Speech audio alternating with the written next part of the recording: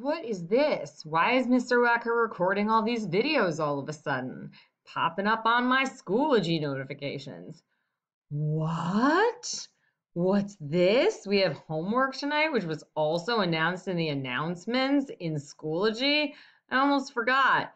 Good thing she's here to remind me. Okay, this is the components of a cool down. If you missed the other video, it's on warming up. You should watch that one first. Okay, where's the little, okay. There we go. All right, cool down. Cool down is the thing that people like to skip. Stop doing that. It's super, super important because your body goes through crazy changes while you're working out.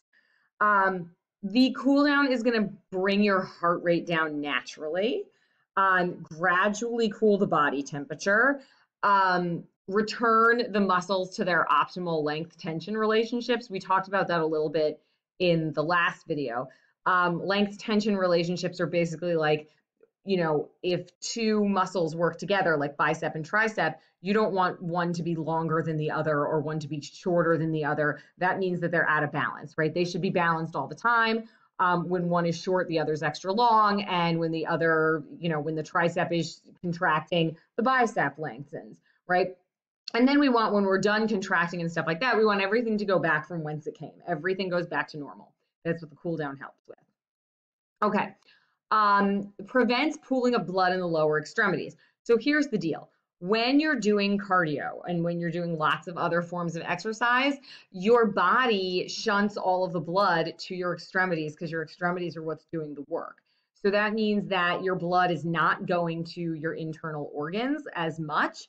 You know, like your liver, your kidneys, and all that other stuff you need to live, right? It's still going there, but not to the extent that it was previously. So now you've got a whole lot more blood in your extremities.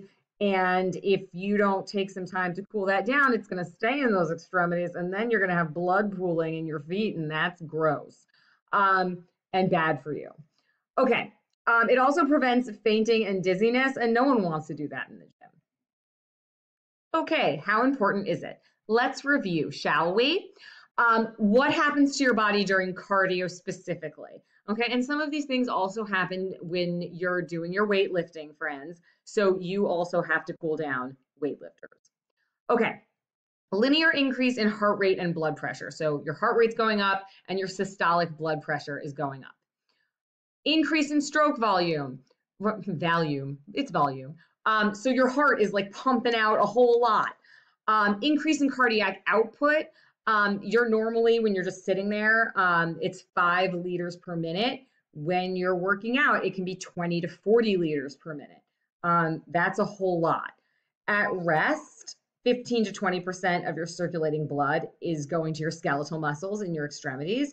During exercise, it's like 80 to 85%.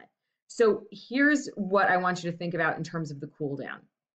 Think about you are driving a fabulous, fabulous car, right? And if you're going to break that, so you're going into a break, you're coming to a stop sign, and you like this car and you would like it to not die, right? And you would like it to not get injured and all of those things, because then it would cost you a lot of money and that would be bad for your car. Your car would get hurt essentially, right? So when you come to a stop sign, you slow down, right? You gradually come to a stop. You don't slam on the brakes and say like, this was fun, let's get whiplash. The same thing is true for your body, right? If you try to go from 60 to 0, you're going to get hurt, right? Just like the warm up, you're prepping your body to go from 0 to 60.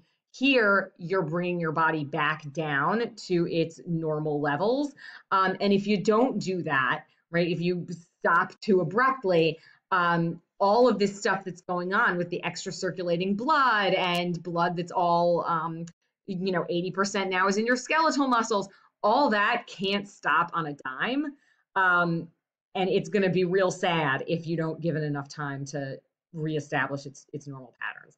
And usually that ends up being in an injury of some kind, or you pass out, all unfortunate events. So please cool down. Oh, look at that. This is also a really great time to capitalize on flexibility.